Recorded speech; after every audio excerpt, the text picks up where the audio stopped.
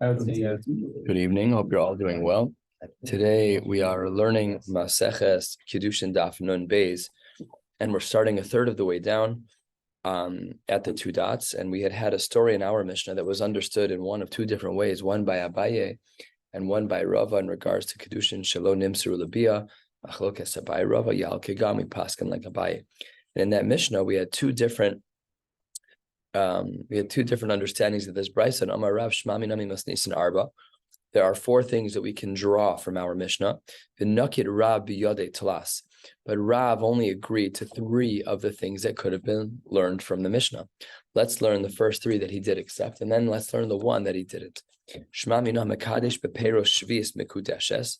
That's already a shtickle chiddush, because Peiros Shvius have a din of hefker. So how are you getting married with something that you don't own? So that's a chiddush that you can get married with something that you don't own.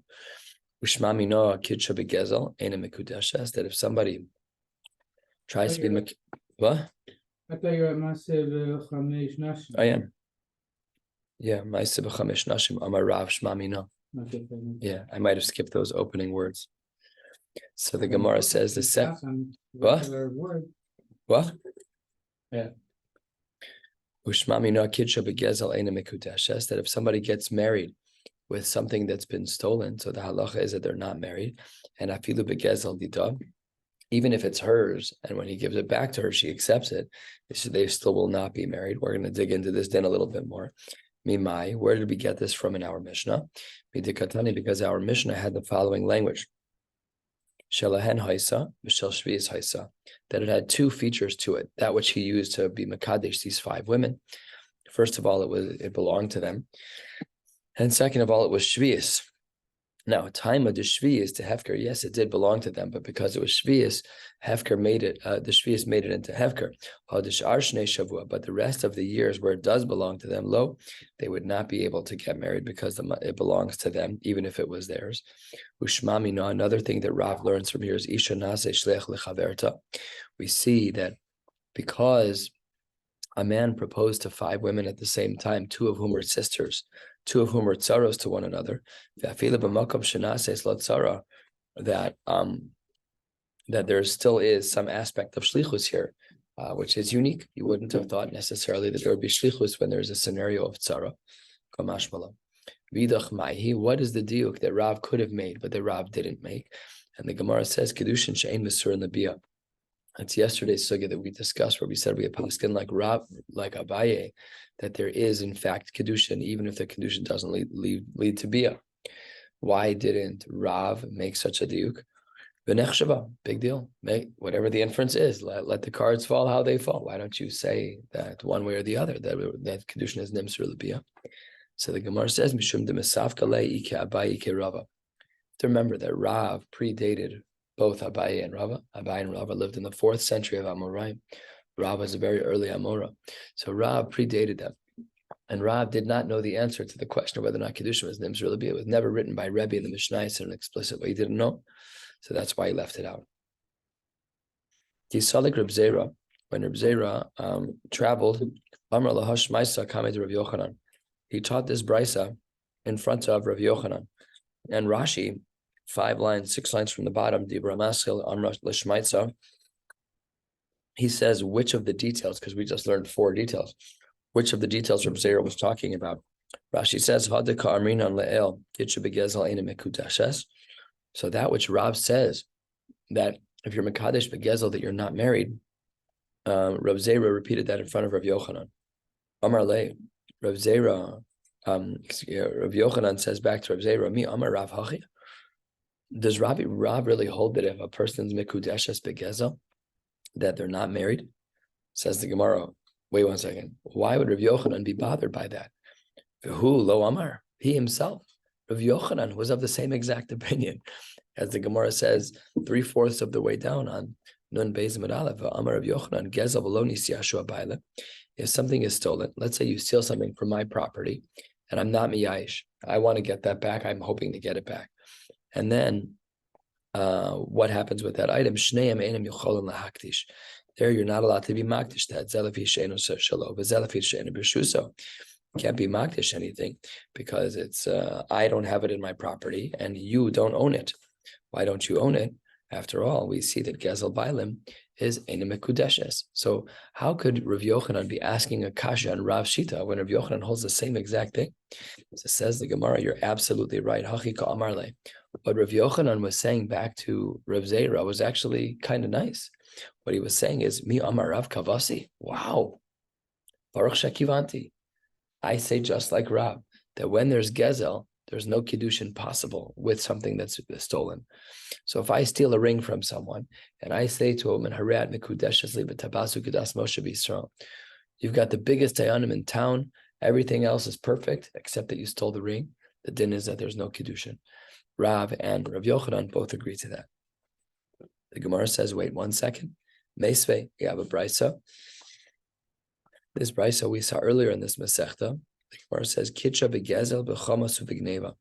If a man got proposed to him with something that he stole and everybody knew it was stolen, chamas is a type of thievery where basically you don't steal, but you force someone to sell to you. I want that thing so badly, I'm going to force you to do it. I believe, according to some of the Rishonim, this is the Isser in Chumash of Lo Sachmod, is that when you want something so bad, your desires are so strong that you force someone to sell you something. So as it relates to Chosh and Mishpat, you paid for it. But as it relates to the hashkafa of what you've done, it's chamas. It's not appropriate. What you did is you forced someone to pay. Or bigneva, or a thievery that nobody knows about. Or if he takes a coin out of her hand and instantly gives it to her, the din is mikudeshes. So now we have a kasha. Rav and Rav Yochanan, just a couple of lines ago, are both of the opinion that when there's gezel, it's eina mikudeshes. Yet over here in this brisa, it seems to be that if there's gezel, it is mekudeshes. Says the Gemara, Hasam begezel dida. The cases are different. One of the cases is talking about gezel dida. That's our Mishnah. And one case is talking about stam gezel. Says the Gemara, that can't be true because the end of the brisa says, "O shechotav selami shela," that if he took something out of her hand, that implies that the reisha of the Mishnah was not talking about gezel dida; it was talking about stam gezel. So he didn't steal it from her in the reisha; he stole it from somebody else. So says the Gemara, the brisa is prushe kamefarish. Really, the brisa has two parts. It has the it has kitcha begezel v'chamas v'gneva. It says that if a person tried to marry someone with a stolen item, a blaringly stolen item, something that was forced into a sale, or something that nobody knew he stole. Ketzad, what's the case? An example of that would be the kitcha biyada. So that solves that problem because that makes them both talking about one of the brises talking about gezel dida. The Gemara on the top of Nun Beis Amud Beis. And if I can hold out, then I'll try to get all the way to the bottom of the page on the last line. The Gemara says, wait 1 second. Now we have a problem. If they're both talking about gezel dida, our Mishnah and the Brisa, so then our Mishnah says Eina Mikudeshes, and the Brisa says Mikudeshes. So if you steal from a woman and then you propose with it, should it work? Should it not work? These two Brisas are conflicting with one another. The Gemara says, Lo kasha, these two brises are not a conflict between one another. Hada shadich, hada lo shadich. It depends if there was already discussions happening about shidduchim, about getting married. Hada lo shadich. Rashi on the second line, Dibra maskil ha. Hada katani mekudeshes. This is the second brisa. It's the brisa at the bottom of Nun Beis Amud Aleph, not our Mishnah. So that brisa which says that they're mekudeshes is bid shadich. That's talking about, they were already talking about things. They were planning on getting married. But hadalo shadich, in the other case, where we say that it's eina mekudeshes, it's lo shadich. So if you steal from a woman, she wants to marry you. So if you steal from her, then she'll be miyayish instantly. Be okay, yeah, I got it. It's a cute gesture. Got it, adorable. You took my stuff, and now I'm letting it be yours so we can get married. Very good. That's the difference between the two cases. When there's shadchan, it's already happening. There's context. So then if somebody steals her stuff and is mekadesh her with her stuff, she can choose to be miyash and they can be married. The Gemara tells a couple of quick stories. Nun Beis Amud Beis, 4 lines down. Also, Gavra, there was 3 lines down. He hits Itza, there was a woman, Dava Kamashya Kara Bimashchila Demaya. She was washing something up to her knees while she was in water. Also, Gavra, a man came over. He saw that one of this guy sitting on the beach had a couple of coins. He grabbed the coins out of someone else's possession, so it's not her money. So I'm Chaim, I'm proposing to Sarah. And I grab Ruvain's money and I run over to her and say, Reb Mekudesh Esli with this money. And the money's thrown to her. So Amar La Mikdesh Esli, I want you to be married to me. Halacha l'maisa, are they married or not? Also, Gavra, the Kame de Rava, they went in front of Rama. Amar Rava Paskin that they're not married. Leis techash l'hadar Reb Shimon. Nobody holds like Reb Shimon. What did Reb Shimon hold? Reb Shimon had a unique psychology when it comes to things that are stolen.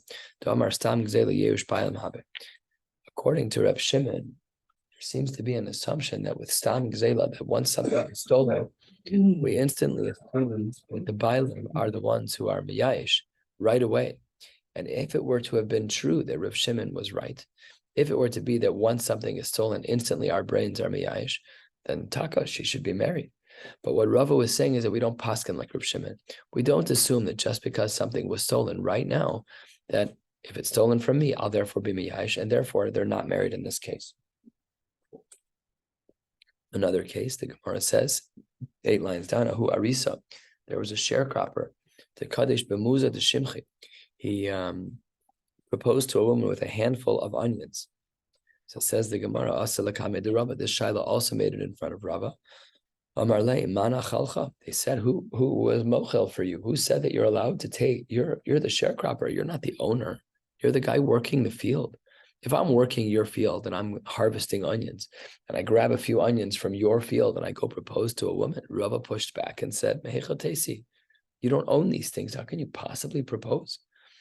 Hani Mili, when is Rava's din true? That's only Bemuza. That's only when you, the sharecropper, took you took a handful of onions and you handed them to a woman and tried to get married. Aval Kisha, but if you took a kisha at that time was Ki'ilu, like when you go into the store now, you have a bag of onions. They're a fixed amount of weight. We barter with them. It's not loose onions. If it's a kisha, then Matzi Amarle, then the sharecropper in theory could say to the balabais, Anashak le kisha, shakil ad kisha. This will just be kind of my payment. I'll take a kisha, you'll take a kisha. We'll split whatever the deal was that they made in regards to numbers. But Lamaisa, it should have worked. So kisha, kisha, and therefore, because this can be mine and that can be yours, then Allah Lamaisa, we will be married. That's a very gentle difference, but a huge halachic difference. The gentle difference is that if I take a handful of onions, we're not married.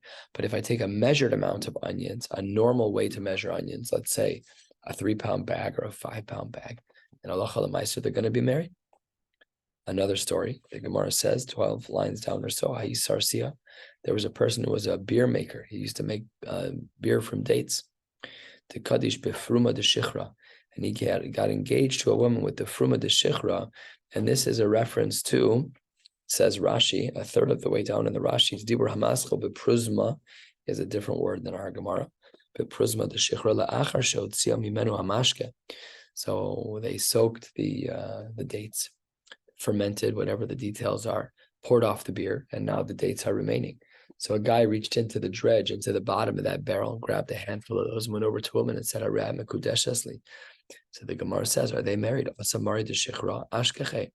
master, the actual owner, not the guy who makes the beer, who gets paid minimum wage, but the guy who owns the company walks into the room.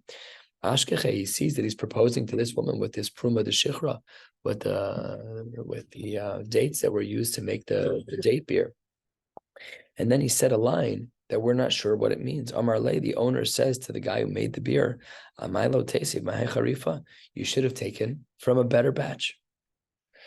So if I'm your employee and I take something from you to propose, and you walk in while that's happening and you say, oh, you should have taken from the better batch, what does that show you about my intention? That I'm okay with what you did, which means that you're halachically married. So Asalakame de Rava. Then they brought this case in front of Rava, where the master had said a line that left an implication that they would likely be married. Amar Rava pushed back and said, no, there is a case like that. That case is called Kalach Eitzel Yafos, but Lo Amru Kalach Eitzel Yafos. The only time we listen to the master's wording and try to be medayik what he meant from when he made that follow-up comment is in the case of Kalach Eitzel Yafos. What was that case? A third of the way down on Beis Amud Beis, the Gemara says, the Tanya, we have a brisa. The brisa says, "Ketzad amru torim shelo midas truma so truma." When is it the case that if I'm torem shelo midas, you don't know that the truma counts? Says the Gemara. Let's say I go down into your field. I collect the appropriate amount and I give truma on behalf of your vegetation. So if the concern is that I'm stealing from you, ain't truma so truma. But being lav, if the concern is not that I'm stealing, then truma so truma. And the brisa is very clear. How do we know im choshesh mishum gesalim lav? How would we know if we're concerned about thievery or not? And the Gemara says, let's say that while I am down in your field, I'm being malaket and I'm going to be torim shelo birshus. You can see me on the Nest camera. You're watching your field. So if you show up, you should have given truma from the better fields.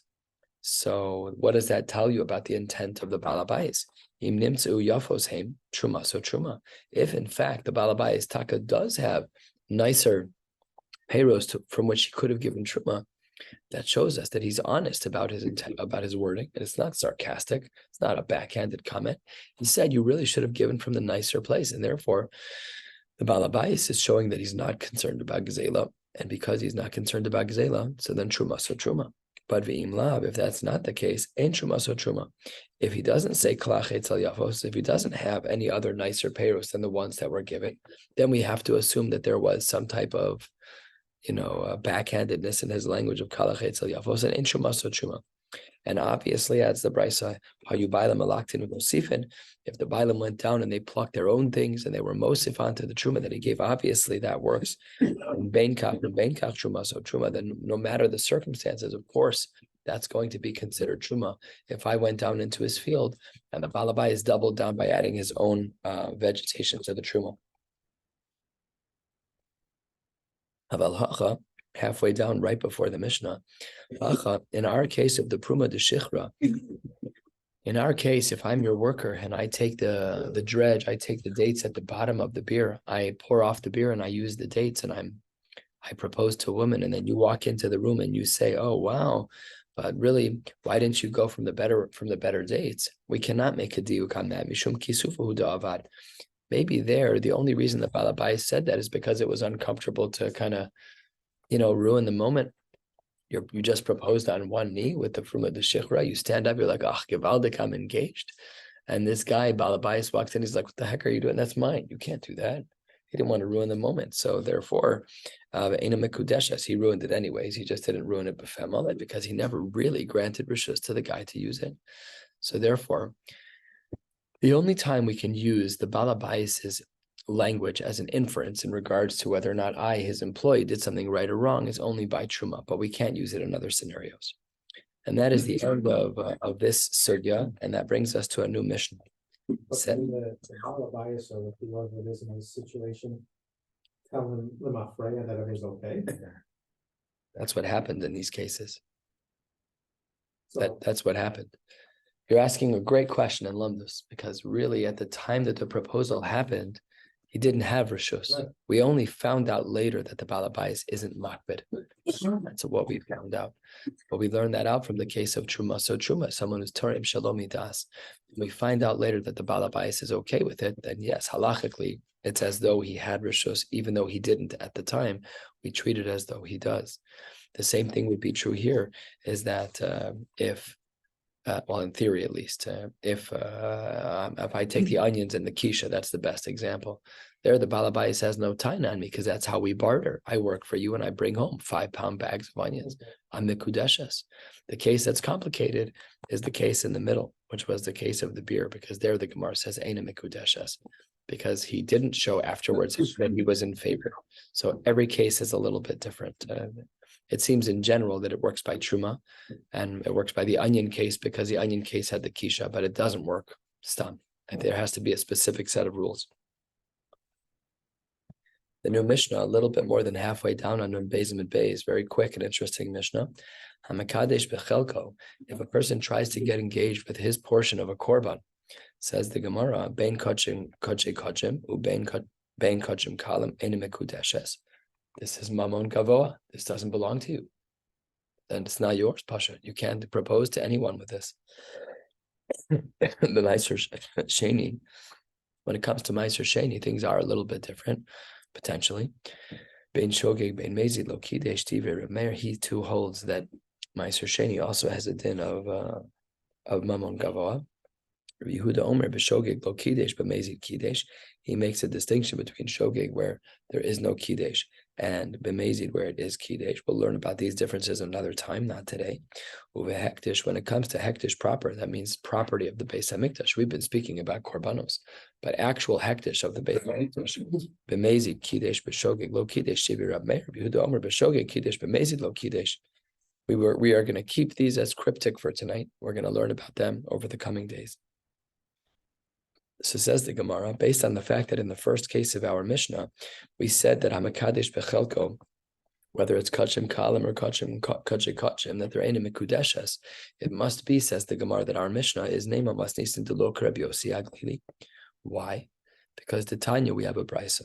The Brisa writes, Umala Mal Bashem, the double language of Me'ilah, the Rabbos Kachim Kalim, Shehain Mamono, Di Rabbi Yossi Aglili. Look at this language.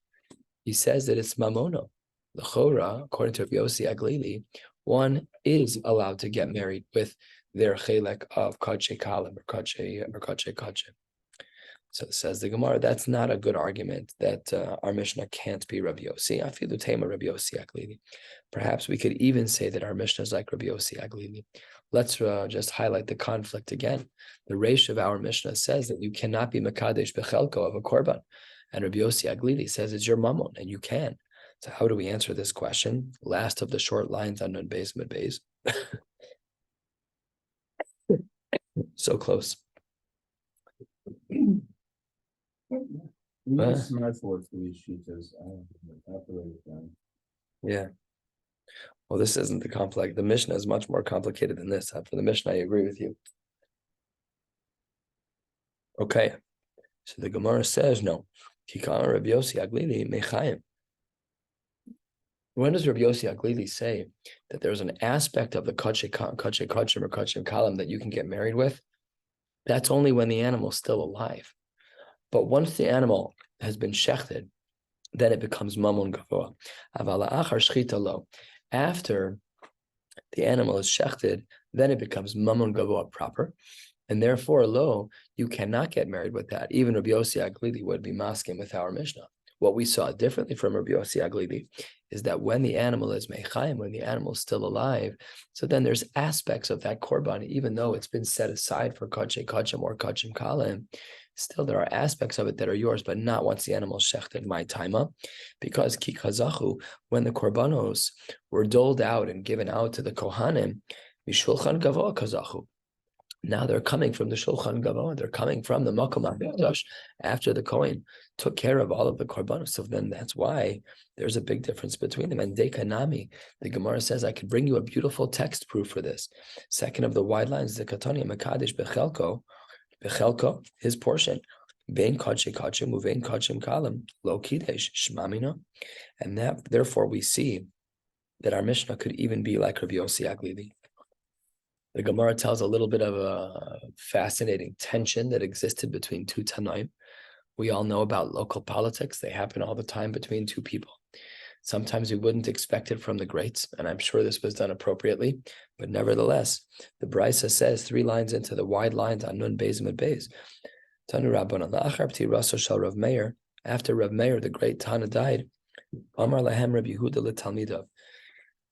Rabbi Yehuda said to his Talmidim, Al yikansu talmidei Reb Meir lekan. Please do not let in Reb Meir's talmidim into my base medrash. This is what Rabbi Yehuda said. Don't let him in.